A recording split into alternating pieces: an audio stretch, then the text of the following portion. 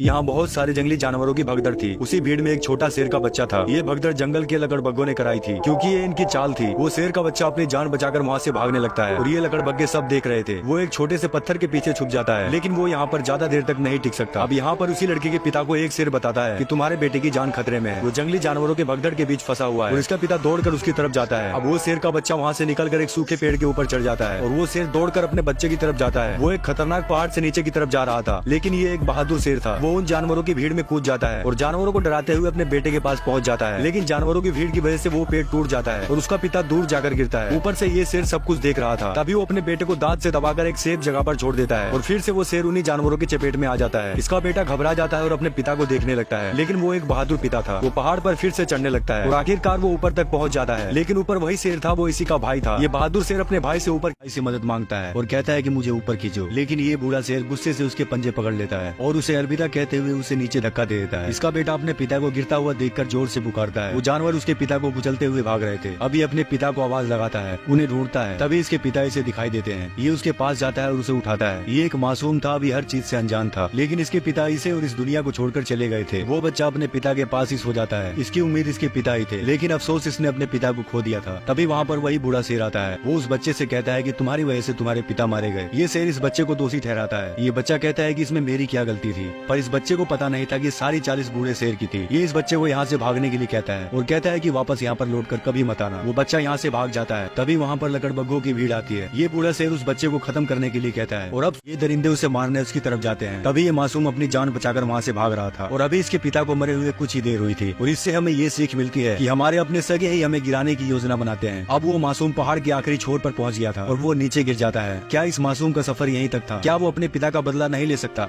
और ये लोग उसे देखते हैं। इनको लगता है कि इतनी ऊंचाई से गिरने के बाद वो मर चुका होगा और वो यहाँ से चले जाते हैं। और यहाँ ये बूढ़ा शेर एक और अपनी चाल चल रहा था। ये इन सभी से कहता है कि मुझे मेरे बहादुर भाई और भतीजे के मरने का बहुत दुख है। भैया जैसा बहादुर कोई नहीं था। और कहता है कि यहाँ का पूरा राज्य अब मेरे हवाले है और आज से मैं तुम्हारा राजा हूँ। ये सभी लोग सिम्बा के परिवार वाले थे और ये बूढ़ा शेर कहता है कि इतनी बड़ी जिम्मेदारी मैं अकेले नहीं संभाल सकता। तभी वहाँ पर फिर से बहुत सारे लकड़बग्गे आते हैं। ये सारे लकड़बग्गे इस शेर के साथ थे। अब ये बूढ़ा शेर इनका राजा बन चुका था और सिम्बा को दिखाया जाता है वो अभी जिंदा था, लेकिन वो बहुत उदास था और बिल्कुल अकेला था। वो इस बड़े रेगिस्तान में जा रहा था। इसे भी नहीं मालूम था कि ये कहाँ जाना चाहता है। तभी दिखाया जाता है कि उस शेर के बच्चे के ऊपर कुछ गीदड़ मंडरा रहे थे। वो शेर जिसकी दाढ़ से हर एक जानवर डरता है, लेकिन सब समय की बात होती है और समय बहुत बलवान होता है। तभी दूर से कोई इनकी तरफ तेजी से आ रहा था। वो भी एक दूसरे जंगल के जानवर थे। वो इन गीदड़ों को भगा देते हैं, लेकिन इन दोनों को नहीं मालूम था कि ये शेर का बच्चा था। तभी ये नेवला उसे ध्यान से देखता है और डर कर यहाँ से भाग जाता है, क्योंकि उसे पता चल गया था कि ये एक शेर का बच्चा है। तभी ये जानवर उसके पास जाता है और कहता है कि वो अभी छोटा है, वो कुछ भी नहीं करेगा। और यहाँ दिखाया जाता है कि उन लकड़बग्गों ने तबाही मचा रखी थी। उस बूढ़े शेर के साथ मिलकर सभी जानवरों का शिकार कर रहे थे। इन सबको एक करता देख एक पक्षी देख रहा था। वो पक्षी उड़कर सिम्बा के परिवार वालों के पास जाता है और उनको सारी बातें बताता है, लेकिन तभी वहाँ पर लकड़बग्गे आ जाते हैं, लेकिन वो पक्षी यहाँ से भाग जाता है। अब एक लकड़बग्गा इनके पास आता है और सिम्बा की माँ से कहता है कि तुमको राजा ने बुलाया है। अब सिम्बा की माँ राजा के पास जाती है। अब सिम्बा की माँ उस बूढ़े शेर के पास जाती है। वो शेर किसी जानवर को खा रहा था। तभी ये कहती है कि तुम बहुत ज्यादा शिकार कर रहे हो, ये ठीक नहीं है। शेर कहता है कि यही ठीक है और अब तो तुम्हारा पति भी नहीं रहा, तुम मेरी रानी बन जाओ और दोनों मिलकर शिकार करेंगे। लेकिन सिम्बा की माँ कहती है मुझे तुम्हारी रानी बनने का कोई भी शौक नहीं है। तभी ये बूढ़ा शेर गुस्से से कहता है कि अब से तुम सबको एक भी जानवर खाने को नहीं मिलेगा। पहले ये लकड़बग्गे खाएंगे, उसके बाद उसका बचा कुचा तुम लोग खाओगे। और यहाँ ये लोग सिम्बा को अपने शहर यानी कि जंगल में लेकर आते हैं। यह जंगल सिम्बा को बहुत ही पसंद आता है। सिम्बा यहाँ के जानवरों से मिलता है, वो बहुत खुश था। यहाँ के जानवर कीड़े मकोड़ों को खा रहे थे और यहाँ सिम्बा का परिवार भूखा था। उन्हीं परिवार में एक और शेर थी, उसका नाम नाला था। ये सिम्बा की बहुत अच्छी दोस्त थी और ये रात के समय लकड़बग्गों का जूठा खाने जा रही थी। तभी वो छुप जाती है, क्योंकि वहाँ पर लकड़बग्गे आ गए थे, लेकिन वो शिकार की तलाश में दूसरी तरफ निकल पड़ती है और यहाँ इस बूढ़े शेर को शक होता है। तभी वो देखने जाता है। सिम्बा की दोस्त नाला ऊपर छुपी हुई थी। तभी वो शेर ऊपर देखने जाता है, लेकिन सही मौके पर वहाँ पर वही पक्षी आ जाता है।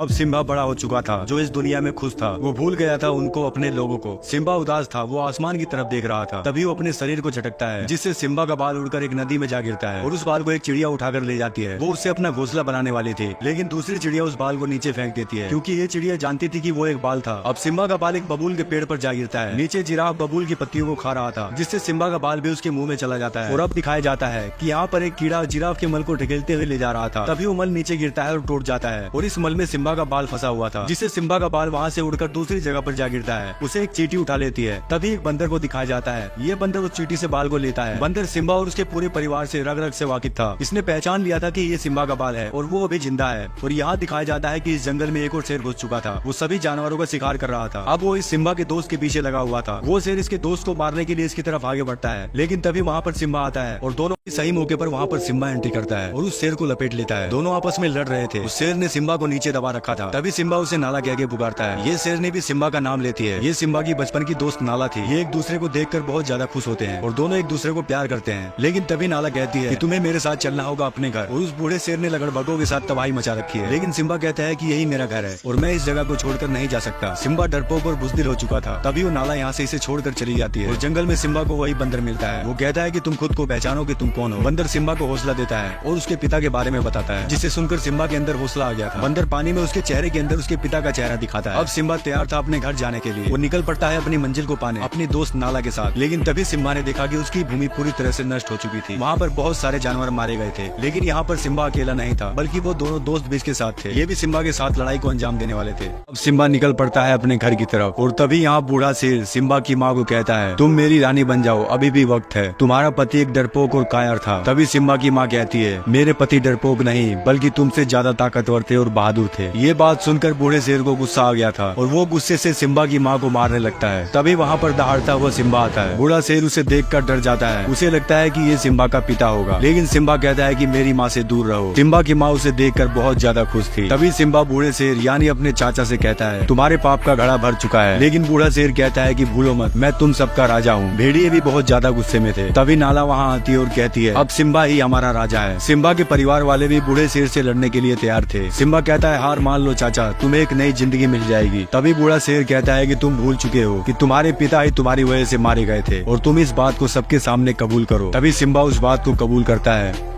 और ये बूढ़ा शेर सिम्बा को चिल्लाकर बोलता है कि ये हत्यारा है अपने बाप का और एक हत्यारा राजा कैसे बन सकता है। लेकिन सिम्बा कहता है कि नहीं, मैंने उनकी हत्या नहीं की है। लेकिन ये बूढ़ा शेर अपनी बात रखने के लिए चिल्लाकर सिम्बा की बातों को दबा रहा था और सिम्बा पीछे हट रहा था। ये बूढ़ा शेर चिल्लाकर बोलता है कि तुम बुज़दिल हो, राजा नहीं बन सकते। तभी ये सिम्बा कहता है कि मैं राजा नहीं बनूंगा और बूढ़ा शेर कहता है कि झुकाओ अपने सर को। तभी सिम्बा का पैर फिसल जाता है और वो सिम्बा पहाड़ पर लटक जाता है। सिम्बा की माँ उसे पुकारती है। तभी वहाँ पर बिजली गिरती है, जिससे वहाँ पर आग लग जाती है और ये बूढ़ा शेर कहता है कि ये नजारा मैंने पहले कभी देखा है। तेरे बाप ने मरने से पहले ऐसे ही मेरी आंखों में देखा था। और तभी ये सिम्बा के पैरों को अपने पैरों से दबा लेता है और कहता है कि भतीजे, एक राज की बात बताता हूँ, तेरे बाप को मैंने ही मारा था। सिम्बा वो दुख भरे पल को याद करता है जो बेहद ही दर्द भरा था और तभी सिम्बा गुस्से से उसके बालों को पकड़ लेता है और ऊपर आ जाता है और चिल्लाकर कहता है कि मेरे पिता को इसने ही मारा था।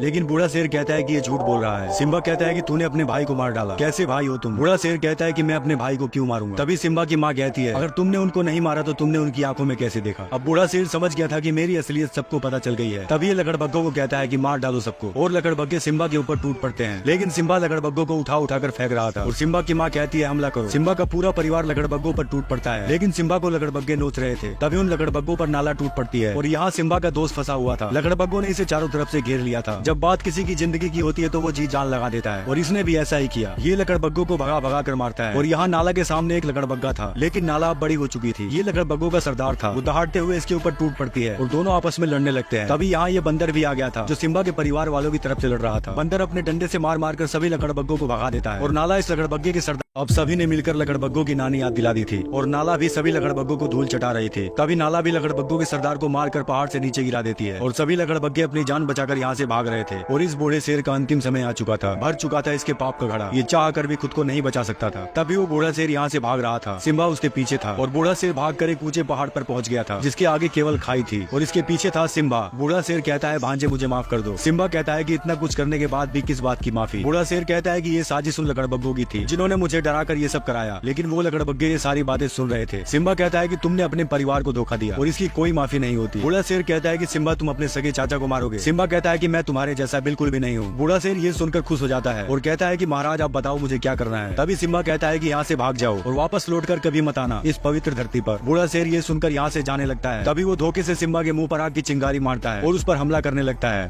तभी ये बूढ़ा शेर सिम्बा पर धोखे से हमला करता है और कहता है कि ये हुकूमत मेरी है और तू राजा कैसे बन सकता है। सिम्बा ने अपने चाचा को एक नई जिंदगी दी थी, लेकिन बूढ़े शेर की किस्मत में शायद मौत ही लिखी थी और तभी बूढ़ा शेर लड़ते हुए नीचे गिर जाता है। सिम्बा को अपने चाचा के मरने का बहुत दुख था, लेकिन ये बूढ़ा शेर अभी भी जिंदा था। तभी इसके सामने वही लकड़बग्गे आते हैं। तभी ये बूढ़ा शेर कहता है कि दोस्तों हम फिर से राज करेंगे और अपना एक मजबूत साम्राज्य बनाएंगे, लेकिन लकड़बग्गे कहते हैं कि तूने हमारे साथ धोखा किया है और केवल हमारा इस्तेमाल किया। बूढ़ा शेर कहता है कि मैं तुम्हारे साथ हूँ, सिम्बा से मैंने तुम्हारे बारे में झूठ कहा था। तभी वहाँ पर एक लकड़बग्गा आता है। वो कहता है कि तूने अपनी जिंदगी में केवल एक ही बात सच बोली है कि लकड़बग्गों का पेट अंदर कुआं होता है और सारे लकड़बग्गे मिलकर इस शेर को मार डालते हैं और बुरे काम का अंजाम भी बुरा ही होता है। और यहाँ सिम्बा का परिवार अब एक हो चुका था, जीत चुका था सिम्बा इस लड़ाई को। अब आशा है कि कोई ऐसी मुसीबत फिर कभी नहीं आएगी। सिम्बा ऊपर देखकर अपने पिता को याद करता है और इस गौरव भूमि का राजा बनता है। यहाँ सभी जानवर एक परिवार की तरह मिलकर रहेंगे। सिम्बा को उसका प्यार मिल गया और उस प्यार से उनको एक प्यारा सा बच्चा भी पैदा हुआ और ये मूवी यहीं पर समाप्त होती है।